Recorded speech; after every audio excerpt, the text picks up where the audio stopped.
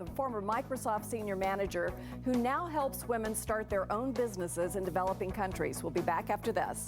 Thank you.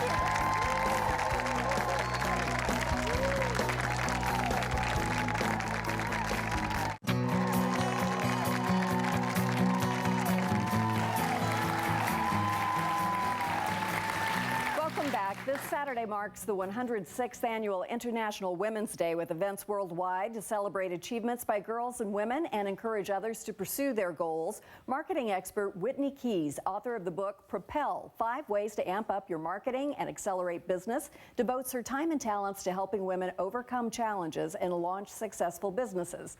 She's used grants from the U.S. State Department to help women in Malaysia, Kenya, and Namibia become entrepreneurs and has spearheaded conversations among international businesswomen. Please welcome Whitney Keyes. It's very nice to meet you. How are you doing? Margaret, thank you. So, working with the State Department, is this through USAID? Just through the U.S. State Department, receiving grants that are educational and cultural exchange grants. There has been so much information that internationally we know how well societies are doing by how well women are doing in those countries. So this is often seen as the best trigger for development, is to help women start their businesses. What have been your biggest impressions about these women? My most fascinating impression is that women around the world are facing the same issues that entrepreneurial women face here. And they struggle with competitive issues, self-esteem, trying to juggle husbands, children, household chores, and things like that. So we have a lot in common, actually. And we don't always think about that. We think about what separates us culturally, but when you get down to what you're doing day to day, they're often, wildly different in terms of how difficult they are, but very similar in terms of our goals and our priorities and the tasks that we're doing. You were part of a recent roundtable with businesswomen. What came out of that? Well, it was a great opportunity because some of the women that I met when I was in Malaysia had the opportunity to come here on a visitors exchange program, and they asked to meet with me, but I decided, well, they've already met me, and I pulled in about 15 other women that I know that are leaders from our region to talk with them and share ideas. They're creating a center for women's leadership, and they want to know how we do that in the U.S., what our best practices are. That's interesting, and that sort of networking is invaluable. Obviously, you worked at Microsoft, so I know you worked 150 million hours a week and did all of that. A little more. A little more than that. Did this dream kind of get born during that period of time that you'd like to help women?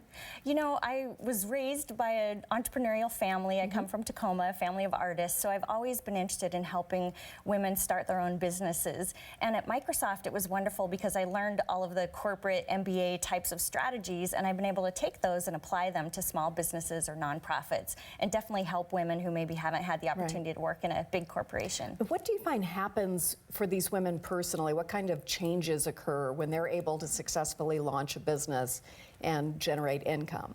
I think it ranges from a sense of self-esteem, much stronger in that area, and confidence, but also there's a big movement now on social entrepreneurship. So the other big change is that by a woman being empowered and having knowledge and being successful, she can give money, time, resources back to her community and bring about positive change. Right. Is it also inclusive of women then being able to afford to take care of their health, send their kids to school? I mean, it seems like it's a multi-generational benefit that comes from getting these women up and going. So how does your book help women both here and abroad?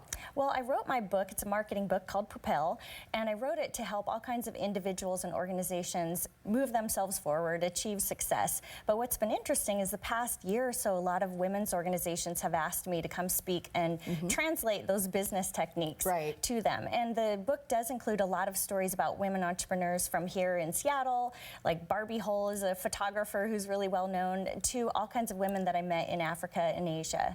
And as you said, we have maybe more in common than we would ever think.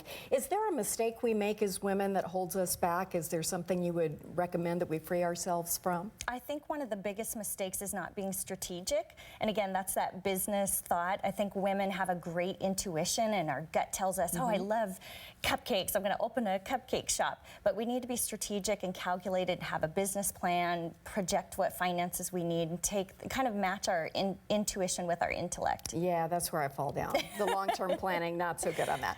Okay, so 5 tips for inspiring change. We asked you for these, and you told us some great things. Keep things simple. What do you mean? I think women tend to overcomplicate things. We have long to-do lists. We have a lot going on in our lives, but we need to keep things straightforward and simple as possible. So prioritize, make a Exactly. list, keep it organized. Right. Do your homework. Yes, that goes back to what I was just mentioning about being strategic. If you're going to open up a business, you need to know the competitive market, what's going on in your industry, what are trends, issues like that. We need to, again, kind of have a plan in place. Okay.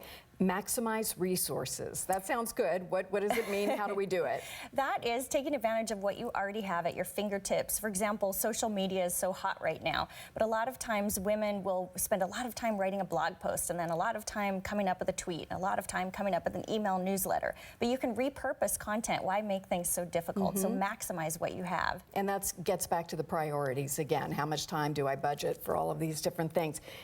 Use failure as fuel.